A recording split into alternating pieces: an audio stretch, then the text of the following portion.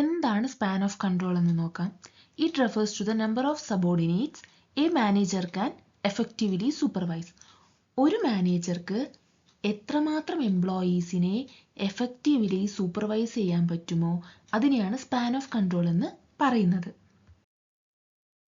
ഒരു മാനേജർക്ക് 10 എംപ്ലോയീസിനെ വരെ ഡയറക്റ്റ്ലി സൂപ്പർവൈസ് ചെയ്യാൻ പറ്റുന്നുണ്ടെങ്കിൽ, എഫക്റ്റീവായിട്ട് സൂപ്പർവൈസ് ചെയ്യാൻ പറ്റുന്നുണ്ടെങ്കിൽ ഇവിടെ സ്പാൻ ഓഫ് കൺട്രോൾ എന്നുള്ളത് 10 ആണെന്ന് പറയാം.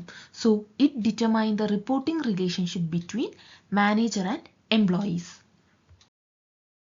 ഇനി സ്പാൻ ഓഫ് കൺട്രോളിൻ്റെ ടൈപ്സ് നോക്കാം.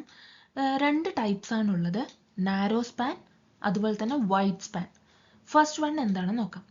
നാരോ സ്പാൻ എന്ന് വെച്ചാൽ one manager supervise few employees. ഇവിടെ എന്താ പറയുന്നത്, ഒരു മാനേജർ കുറച്ച് എംപ്ലോയീസിനെ മാത്രമേ സൂപ്പർവൈസ് ചെയ്യുന്നുള്ളൂ. ഇതിനെയാണ് നാരോ സ്പാൻ എന്ന് പറയുന്നത്. ഇതിൻ്റെ ഒരു അഡ്വാൻറ്റേജ് എന്താണെന്ന് വെച്ചാൽ മോർ സൂപ്പർവിഷൻ. കാരണം ഇവിടെ ഒരു മാനേജർ കുറച്ച് എംപ്ലോയീസിനെ മാത്രം നോക്കിയാൽ മതി. സോ അവിടെ സൂപ്പർവിഷൻ എന്ന് പറയുന്നതും എഫിഷ്യൻ്റ് ആയിരിക്കും അല്ലെങ്കിൽ എഫക്റ്റീവ് ആയിരിക്കും എന്ന് പറയാം. Second one wide span.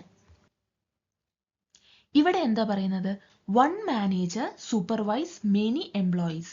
ഇവിടെ ഒരു മാനേജർ ഒരുപാട് എംപ്ലോയീസിനെ സൂപ്പർവൈസ് ചെയ്യുന്നുണ്ട്.